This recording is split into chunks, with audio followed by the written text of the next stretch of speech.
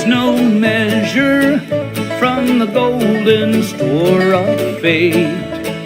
God in his great love and wisdom made the rugged granite state, made the lakes, the fields, the forests, made the...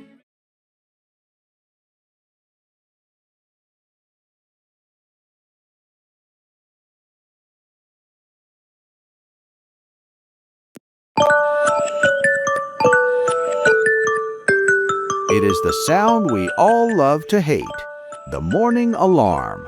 But before your phone sang you awake, New Hampshire's Levi Hutchins was the man who made sure America never overslept again. In 1787, right in the heart of Concord, Hutchins built the first American alarm clock. It was a masterpiece of brass and wood, with one catch. It only rang at 4 a.m. Why? Because in the 18th century, if you weren't working by sunrise, you weren't working at all. Levi didn't just invent a clock, he invented the American workday. Once you're awake, you need the fuel. Enter Benjamin Thompson, better known as Count Rumford. Born in Woburn, but a resident of Concord, Thompson was a man of science and obsession. Before him, coffee was a muddy, boiled mess. He despised the waste and the grit, so he applied physics to the percolator, inventing the drip coffee pot. He separated the grounds from the liquid, giving the world a clear, bold cup of joe. Every time you pour your morning brew, you're tasting a bit of New Hampshire chemistry. In New Hampshire, winter isn't a season, it's a challenge. In 1913, Virgil White of West Ossipee decided he was done being snowed in. He took the most popular car in the world, the Model T, and re-engineered it. He called it the snowmobile. It was the first time a vehicle was designed to sit on top of the drifts rather than plow through them. He turned the isolated New Hampshire winters into a playground, creating an entire industry of winter recreation that still roars through our woods today. Before the snowmobile, there was the coach. If you traveled through 19th century America, you wanted to be in a Concord coach. Built by the Abbott Deming Company, this was the gold standard of transportation.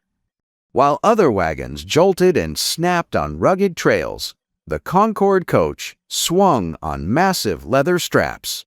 It was so durable and so smooth, it became the backbone of the Wells Fargo lines and the primary vessel for the Pony Express. It was New Hampshire's gift to the American West, the first true luxury ride. Innovation never sits still. Today we have the Segway, Dean Kamen's Bedford-born vision for personal nobility. It's the spirit of the Concord coach shrunk down for the city sidewalk. So, here we are. A modern life, fueled by a Concord coffee pot, timed by a Concord clock, and moved by New Hampshire ingenuity. But all of these tools, the clocks, the pots, the coaches, required something else. The ability to manufacture with absolute precision. And for that, we have to look to a New Hampshire manufacturer. To understand the American lifestyle, you have to understand the tool that built it. In the late 1800s, Nashua, New Hampshire became home to Flather and Company. Joseph Flather and his brothers didn't just build lathes, they revolutionized them. Before Flather, if a machinist wanted to change the speed or the thread of a part, they had to stop the machine, take off gears by hand, and swap them out. It was slow, it was tedious, and it was prone to error. Flather changed the game with the quick-change gearbox. Imagine going from a slow, heavy cut to a fine, delicate thread with just the flip of a lever. It was the industrial equivalent of moving from a manual typewriter to a computer. He also originated the compound rest, a feature we take for granted today. It allowed machinists to cut precise angles and tapers with mechanical accuracy, removing the human guesswork from the metal. But perhaps their most practical gift was the hole through the headstock. By hollowing out the main spindle, Flather allowed long rods of raw steel to be fed directly through the machine. You didn't have to cut your material into small chunks first. You could feed the raw and produce the finished in one continuous flow. This wasn't just about making better tools. It was about interchangeable parts. Because of these New Hampshire innovations, a bolt made in Nashua would fit a nut made in Boston every single time.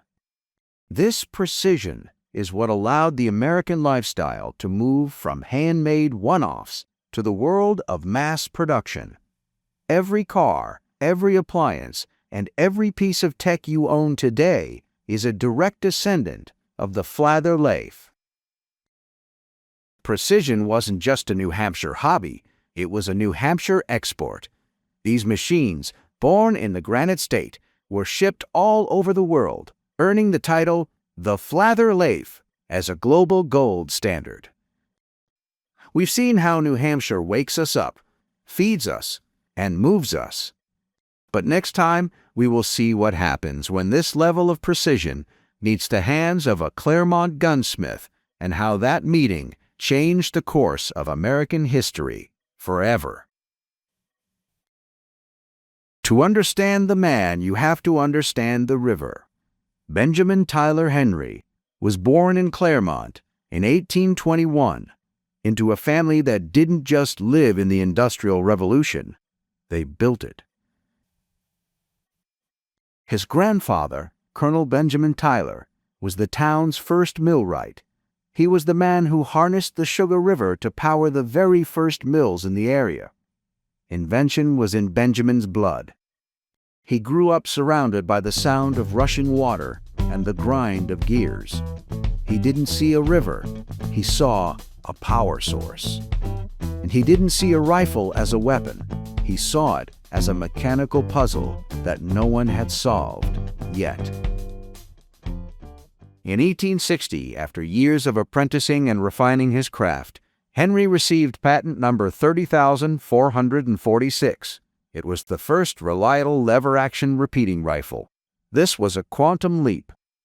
While every other soldier in the world was carrying a single-shot musket, literally stopping to rebuild their gun after every shot, Henry's rifle held 16 rounds in a brass tube under the barrel. 16 shots. One man with a Henry had the firepower of an entire squad.